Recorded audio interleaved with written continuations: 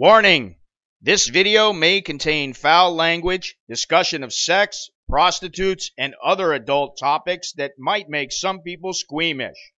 If you can't handle this, leave now, but don't bish to me. Enjoy.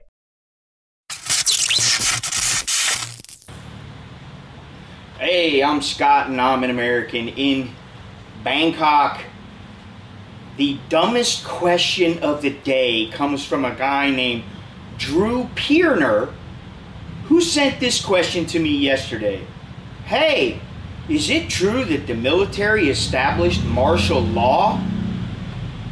Now, since this chowderhead was unable to turn on the TV or take a look on the internet for himself, I sent him a link to let me Google that for you. It's www.lmgtfy.com. I mean, has it come to this where guys are so lazy that they can't even type in they can type to me, but they want to make sure they get the answer immediately instead of trying to go through Google and maybe not getting the answer they want in the very first time they type in their question, which for sure all they had to do was type in the BBC or CNN or I don't get it. Anyway, now getting to the subject at hand. There seems to be a dispute as to whether or not one can live comfortably off $500 a month. Is it really possible to live off $500 a month? Is it possible? Yes, most definitely. Thais do it all the time. Some foreigners do it. It is definitely possible.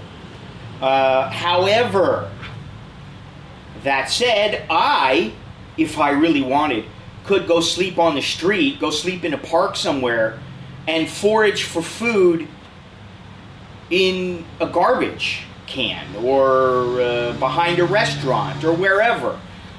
It's not a matter of really is it enough. I think that's how it breaks down to, because for some people it is enough and they're comfortable. At least they think they're comfortable, and maybe they've been doing it for a while.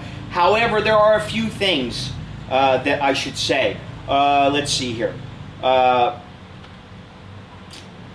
Most foreigners that come to Thailand, if they come and they're living off $500 a month, it's because they have to.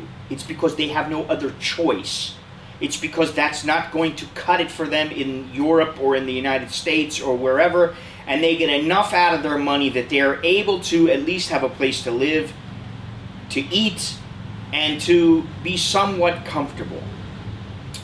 Now, that said, my wife has said to me before about how she and some of her friends, they lived in places that were apartments that were 1,000 baht a month, 2,000 baht a month, and they shared the expenses.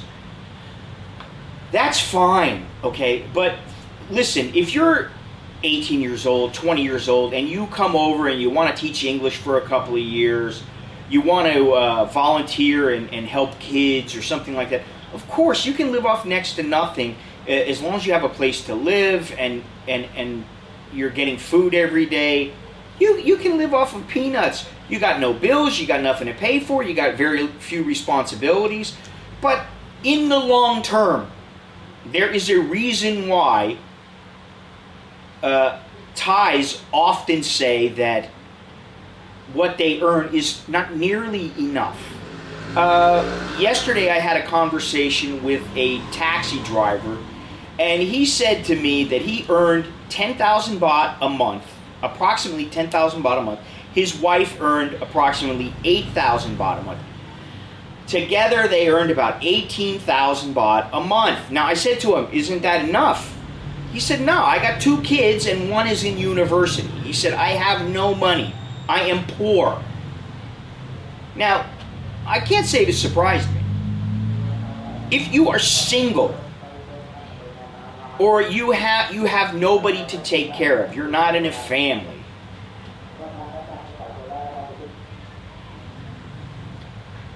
that happens. sometimes. Every morning somebody's got to drive by and sell their wares. You know, everybody needs money. So anyway, getting back to the video, of course he said, no, I can't live off of it. I have no money. That's what he said to me, and numerous people tell me that. And there is a reason why Thais are always saying, I don't earn enough money. They earn 10 or 15 or even 20,000 baht a month, and they don't have enough. Because eventually most people, their lives have a progression. When they're young, they're hanging out, they have very few bills, they have very few things to consider. As they get older, they want to save for a house. They want to buy for a house. They have children. Their children, like mine, need to go to school, so you've got to pay for it. My kids are in a private school. That costs money. Now, I got a message, or rather a comment from another guy, and he wrote to me, Sawatdee Kap Kun Sagat. Thank you, Sagat, for this particular post. I was a member of Beep, I'm not going to say the site, and was booted off for posting on the blog about just how far $500 per month actually goes in Thailand. I was told I was far too honest and he was losing members because of my honesty, but I felt he was deceiving people that they could have a great retirement on a budget. Yes, of course you can survive on $500 a month. There were some members, though, on this site that were packing up and moving to Thailand on his advice without ever going to Thailand for a holiday, which is foolish. And your advice for people to do extended stays of 3, 6, or 12 months, I think, is spot on. As you say, common sense. Seems to me it's very rare, this common sense. Ha ha ha ha ha. Thanks again, Scott, for keeping it real. Now, I have to say that I have another message. I have many, many messages about this, but one of the other ones that I chose was from a guy named LJB, and he says, Scott, I am LJ, an American living in Thailand. I am not in full agreement with some of this. I am in Sakhon Nakhon, and it is cheaper than in Bangkok. I stay there 2 years. Okay, yeah, if you're staying in a village, it is going to be cheaper. I can't say, you're not going to save 50% or anything like that, but you may save 25, 30% in some things, and you may pay more on some items. It may cost you more to have to go to a place to be able to get the things that you want. However, he goes over his own budget. He says 3,000 baht for rent, no air conditioning, a fan, but it's not so bad here. Electricity, 650 baht, water, 200 baht, food, about 150 baht a day, beer, about 110 baht a day, gas for my motorcycle, it's a 400cc, about 600 baht a month. 12,200 baht, it can be done. Now, that's about $500 is about currently 16,000 baht. That leaves him approximately 3,800 baht for savings, spending, and emergencies, not to mention if he wants to travel to the United States once in a while. He also did not give the type of visa that he had. I'm going to assume that it's a retirement visa, so that means an extension of stay is very cheap. It's only 1,900 baht, which doesn't add much to your budget every month. However, there's no medical insurance included, and he's riding on a motorcycle. He didn't mention any motorcycle insurance either, and there's nothing included in his budget for medicine. Generally, the older someone gets, the more medical care and medicine that they need. Even if it's a little bit, that's going to add to the budget. There's no money for anything like a dentist, and like I said, there's no spending money. Now, maybe he doesn't, I don't know what the guy does all day. Maybe he just tinkers around the house all day and does nothing. For me, that's boring. I need to be able to go places. I need to be able to do anything. And this is the thing. Now,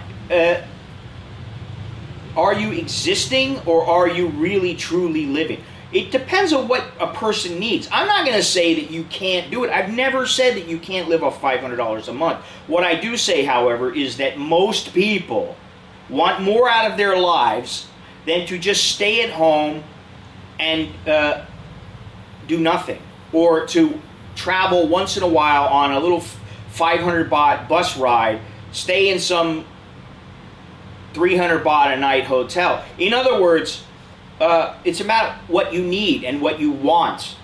Now, I've stayed in dirt cheap places that were 200-300 baht a night, and I've also stayed in places that were 5-star, 4-star, and it really just depends on if I had the money, what was required of my stay. I mean, when I was involved in boxing, generally the people who are in a convention or who are dealing with fighters and they've got a show are either put up by the promoter or they decide to stay in a certain place because all the people are in that one hotel or maybe 2 hotels. So unless you want to be the odd man out and you want to be traveling back and forth to the hotel, then you've got to pay for it. So that's neither here nor there. Now the bottom line is this. I've got several other people. I'm going to go over this. This is 3 parts, this series.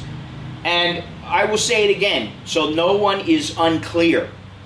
It is possible to live here off $500 a month. However, you have very little buffer.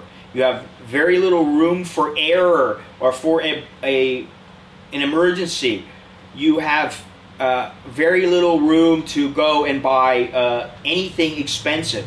If your TV goes out, you got to go buy a new TV. Okay, you can go buy a little piece of junk for 500 or 1,000 baht, or you can buy a decent TV. Listen, I'm not saying that you got to go and buy a Rolex watch. I got a bunch of crap from people before just saying that instead of buying a little 10 or 20 or $5 watch off the street, that someone should go get a Casio watch or something, a Timex or something like that, that is a couple thousand baht. And the thing is, I've looked at the prices of Casio watches, and they range anywhere from the dirt cheap ones are $40, $50, all the way up to $2,000. Now, I'm not saying that someone needs a $2,000 watch. That is a want. If you want to buy that, if you feel you have the money for that, that's a different story. However, I personally do not want to go and buy all my clothes from a street vendor where all my clothes say Red Bull, Singha, and that's just me. I don't want that. You can say whatever you want, but I think that $500 a month, you have to remember something. $500 anywhere in the world is still $500. It doesn't say, oh, well, now you're in Cambodia, so you have a lot more money. It doesn't mean that, oh, you're in Indonesia, so now that $500, whoo, yeah, you can do all kinds of things. What it means is your standard of living may change a little bit with that $500. What you can do with the $500, it may or may not be different. You may get more, you may get less. If you're going to Tokyo, 500 bucks, you know, it may only last a day or two. I've been to Tokyo. I stayed in an $80 a night hotel.